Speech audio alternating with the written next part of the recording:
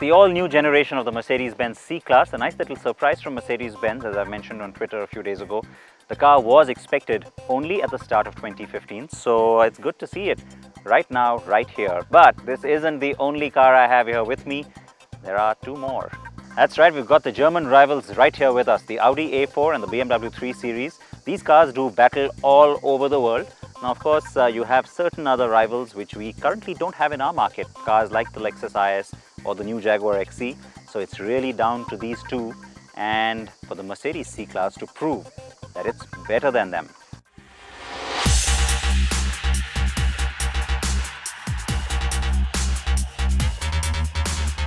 The last C-Class came out in 2007.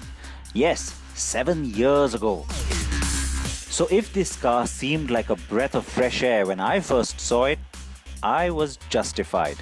It was in May that we brought you our comprehensive review of the new 4th generation car. At the time, I was impressed with the leap Mercedes-Benz has managed to take. The new C is lighter, lither, and more agile. It's modern, beautiful, and yes, it is indeed the baby S-Class, as it's been popularly called all year long.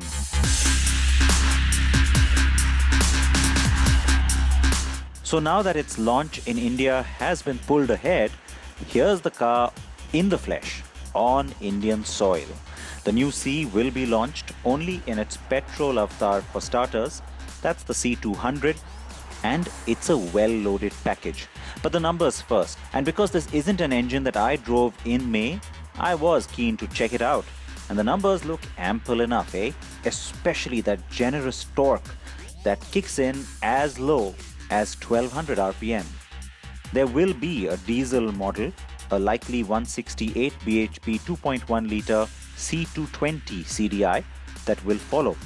That's when Mercedes-Benz begins local assembly of both the petrol and diesel C-Class in the first quarter of next year. So for now, it's the fully loaded C200 that will be imported for starters.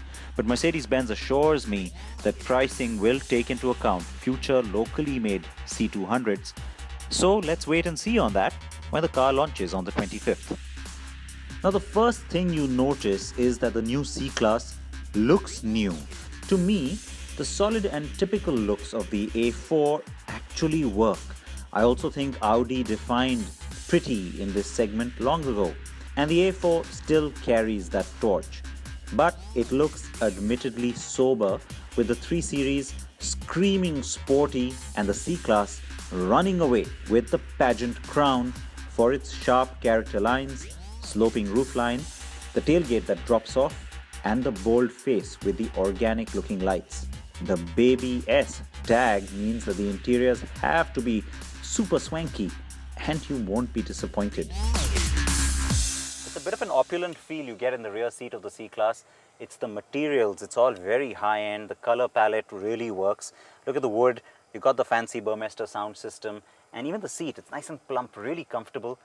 It is roomy as well. It doesn't have a sense of being cramped like the last C-Class. And that's despite the fact that there's a sloping roofline, good headroom. The panoramic roof only adds to that sense of airiness. Even legroom, it's really generous and decent. And well, you've also got a little bit of sense of control with temperature as well as fan speed setting for the rear AC vents. And so overall, I have to say that it pampers you just a little bit, this back seat does. And people in India like that kind of thing, don't they?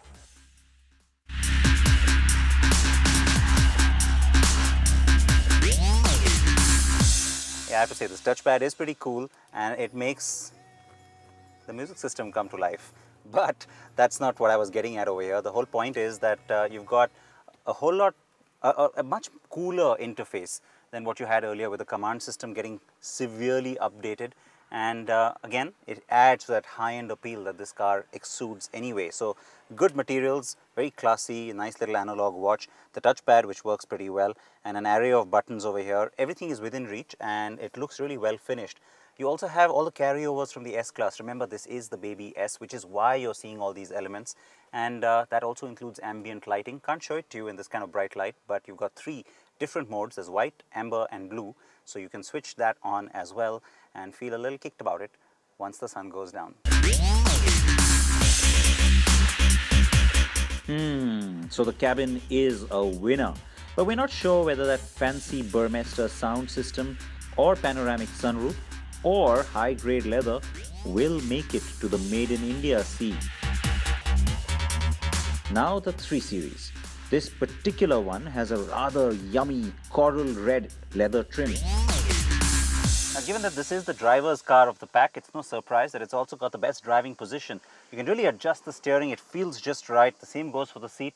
And in this particular case, BMW has thrown in the M Performance package on this car, which means you get a nice sporty seat, which makes things even better. The 3 Series cabin feels a touch tighter on space, and the equipment looks a little dated by comparison to the C, but it's high on quality. The car I have here has been kitted out in the M Performance trim. But speaking of dated, the Audi is certainly the dullest on the inside. Yet, it has some positives. It's certainly the most staid and boring cabin of the three, but I have to say that even though BMW started things off with the iDrive, it's the multimedia interface or the MMI on the Audi cars that still remains the most intuitive and has probably the best interface. It's easiest to use. Though the new C-Class, the new command system, certainly looks a lot cooler. I can only wait to see what happens with the next generation of the MMI on the next A4. And like the C-Class, this one also has navigation. Now time to get going. We're not testing like engines here, but rather comparing overall drive dynamics and the proposition. But rather comparing drive dynamics and overall proposition. Now in this particular segment, when it comes to sporty appeal and really precise direct driving, the 3 Series has always been the one to beat. I remember while reviewing the C-Class a few months ago saying exactly the same thing, that it doesn't seem to quite measure up to that. So I want to be able to refresh that experience, and so it's time to quickly measure that next with the C-Class. Yep, so I'm still carrying exactly the same impression. The car impresses when you compare it to the A4, but it still lacks that exact sort of very precise sporty feel that you get so used to with the 3 Series. And so on that particular front, I think BMW has still got the benchmark.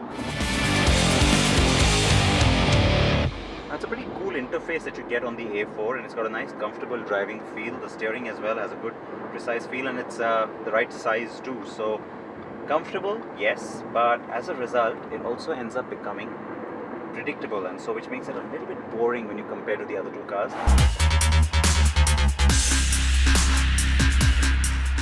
So the C seems to have it covered for the most part. The C-Class is also lighter than its predecessor by 100 kgs, thanks to a 39% increase in the use of aluminium in the car's structure. And that does make the car a lot stiffer. Yes, the 3 Series remains the out-and-out driver's car, but the C is very satisfying to drive now, especially if you flick the agility setting to Sport, or better yet, Sport Plus. But in terms of ride quality, especially for buyers who are going to be sitting at the back, you'll find that the C-Class is a lot more comfortable. It doesn't have that stiff, hard feel. And from that perspective, for Indian roads, yeah, it surely is quite a winning package. The 7-speed gearbox is also smooth, but there are slight delays on downshifts in Sport Plus mode. The new C-Class is taking overall benchmarks for this space higher, and now helps the cause of cars like the Audi A3 and even its own sibling, the CLA, by creating a good distinction between those new compact sedans and this segment. The Jaguar XE will try hard to be more posh, while the next generation Audi A4 is going to also try hard to offer greater dynamics. So get ready for even more action ahead. Prices for the new C are expected to hover in the 32 to 38 lakh rupees price range.